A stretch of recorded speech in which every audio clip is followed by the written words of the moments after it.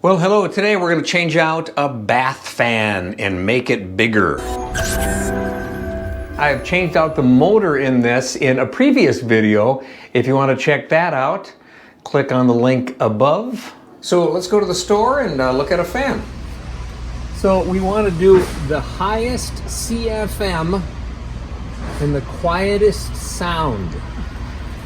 This is the one. Okay, it's 14 by 14 and it's got a 6-inch duct connector. So we have a 4-inch duct connector, so we have to get a converter thing. 6-inch, 4-inch. That's what we need. Let's go. And here's how close the attic is to the bathroom. It's right here. There we go. So up the ladder into the attic. All right, so here's the top part of the bath fan.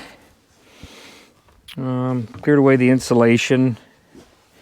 And this is the box. Here is the ceiling of the bathroom. You've got a nail here, and there's a nail over on the other side. And this is the electrical going to it. Here's the duct. And this duct goes all the way up to the roof. Okay, so this is 4 inches. And that new bath fan, if you remember, is 6 inches. So that's why I got that converter. Now, in a perfect world, I would convert this to 6-inch ducting, right? So you can get the, the most flow. But, I don't want to go on the roof, number one. And number two, it's only that much of a stretch. So as step one, I'm just going to replace the bath fan. First, let's go downstairs and take the grill off and undo the guts of the bottom part. Okay, we'll pull the grate down, take the grate off, and then we'll pull these guts down, unplug the fan, and then we're going to take, there's one screw here, and we'll pull the whole motor out.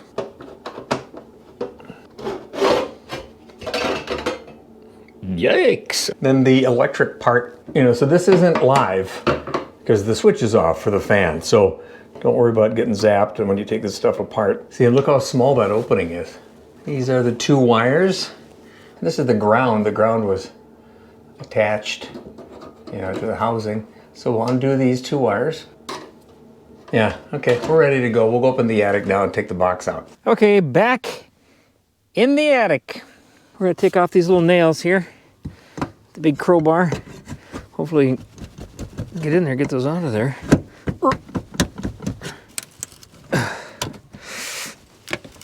Here, I guess we can take this ducting off. This is just... There you go. Okay, let's take it out to the garage and compare this one with the new one, huh? It's not easy. That's not easy. Hardest part, going out to that stupid attic. Okay, so here's the old fan. All right. Here's the new fan. Here is the old housing. And here's the new housing. Just beside each other. So, hopefully we're going to get a little more airflow. So this is the Delta Breez 150F, in case you were wondering. And here's a cardboard cutout. This is what we're going to use. This came with it. We're going to use this to cut the hole in the drywall.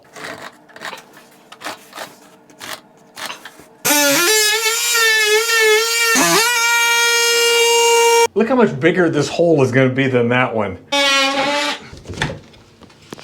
So let me show you this dilemma. Here's the new box. Here's the old box. Look how much smaller it is. This was nailed up against a 2x4 that was this tall. Well, the nailing flange isn't on the bottom part of this huge box. It's on the top part. So I have to use these things that came with it. These are little expansion supports that will go here like that, We'll lay it in the hole, and then we'll nail it, and then we'll spread this one out to the other, joist. And we'll nail it into that one. So that's how that's going to work out.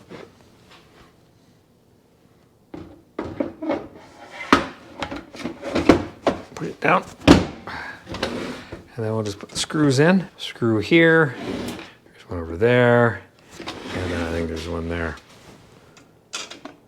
That's the flapper. That's the way it's going to be on. See when it's upside down. When the air comes in, it'll flap open. Power cord.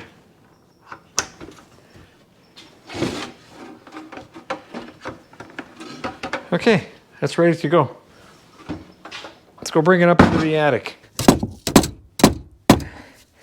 Okay, so we've got those braces hammered in. The new unit is laying on top of the drywall. The flapper unit, this goes in just like that, into these two slots. Like that, and there's a set screw on the other side. So this is 6 inches, right? This is 4 inches. Tangled up on a wire. We're gonna connect it like that with some foil tape.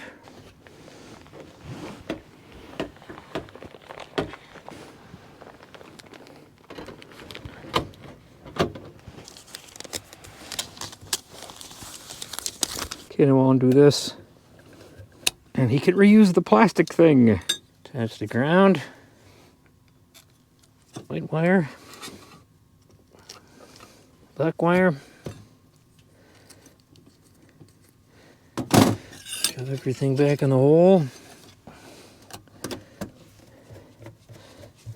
Okay, there you go. Let's go back down and hit the switch. So here's what it looks like from down below. And it's sitting on the edge of the drywall.